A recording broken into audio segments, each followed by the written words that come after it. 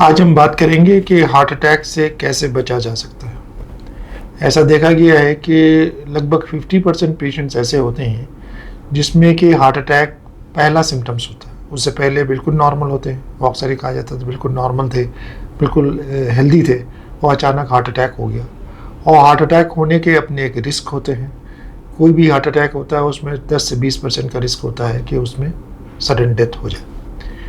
अब इन पेशेंट्स को जिनमें कि हार्ट अटैक पहला सिम्टम्स होता है, उनको कैसे डिटेक्ट किया जाए कि ये पेशेंट्स हाई रिस्क हैं, और कैसे हम डायग्नोस करें कि इस हार्ट अटैक की बीमारी के उनमें कोई साइंस एंड सिम्टम्स हैं कि नहीं। तो ये देखा गया है कि बहुत से टाइम पे जो अगर ब्लॉकेज होता है, अगर वो 50% या 60% होता है तो उनमें ज़्यादातर सिम्टम्स नहीं होते हैं। ब्लॉकेज होता है लेकिन सिम्टम्स नहीं होते हैं हार्ट की नालियों में। तो इन पेशेंट्स को अगर हम उनको इवैल्यूएट करें कि नंबर 1 के उनमें रिस्क फैक्टर्स क्या है, लाइक डायबिटीज़ है, अगर हाइपरटेंशन है, हाई कोलेस्ट्रॉल है, डिस्लिपिडीमिया जैसे कहते हैं, या जो पेशेंट स्मोकिंग करते हैं, या ओबेसिटी है, या कोई फैमिली हिस्ट्री है कि फैमिली में जो है ना हार्ट अटैक की प्रॉब्लम कॉमन है, तो ऐसे पेशेंट हाई रिस्क कैटेगरी में आते हैं। तो इन पेशेंट्स के लिए रूटीन इवैल्यूएशन कराना बहुत ज़रूरी होता है। नंबर 1 ब्लड प्रेशर चेक कराना, नंबर 2 कार्डियक इवैल्यूएशन, नंबर 3 इन पेशेंट्स का जो है एक ईसीजी, बेसिक ईसीजी, नंबर 4 इन पेशेंट्स में कोलेस्ट्रॉल का इवैल्यूएशन, खाली सिंपल कोलेस्ट्रॉल ही नहीं, पूरा लिपिड प्रोफाइल करते हैं। लिपिड प्रोफाइल से भी और एडवांस टेस्ट होते हैं, लाइक एपोलाइपोप्रोटीन बी, लाइपोप्रोटीन ए।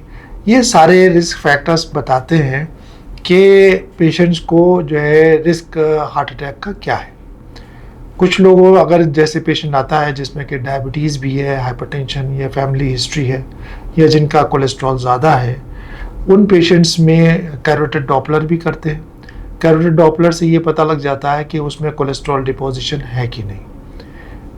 ये अगर जिन पेशेंट्स में कैरोटिड डॉपलर देखने पर ये पता लगा कि उसमें कोलेस्ट्रॉल डिपोजिशन है, तो इन पेशेंट्स में कोरोनरी आर्टरीज में भी जो है कोलेस्ट्रॉल डिपोजिशन के चांसेस बढ़ जाते हैं। तो इन पेशेंट्स के लिए फर्दर एडवांस टेस्ट करते हैं।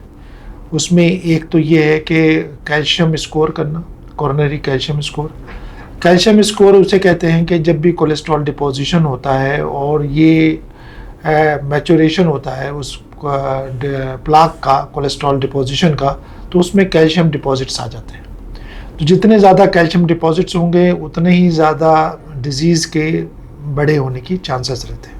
अगर कैल्शियम स्कोर बहुत कम है, लेस देन 100 है, तो डिजीज़ के माइल्ड होने के चांसेस हैं, लेकिन मोर देन 100 है तो डिजीज़ के मॉडरेट टू सीवियर होने के चांसेस हैं। तो इन पेशेंट्स में कोरोनरी एंजियोग्राफी भी करते हैं।